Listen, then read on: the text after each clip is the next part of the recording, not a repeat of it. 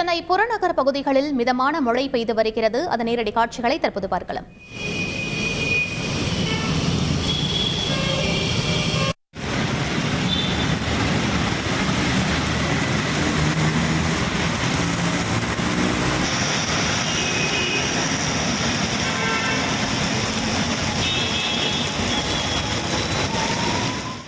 இது பற்றிய கூடுதல் விவரங்களை எமது செய்தியாளர் கசாலியிடம் கேட்டு பெறலாம். வணக்கம் கசாலி, சென்னையில் எந்தெந்த பகுதிகளில் தற்போது மழை பெய்து வருகிறது? முழு விவரங்கள் என பதிவு பண்ணுங்க.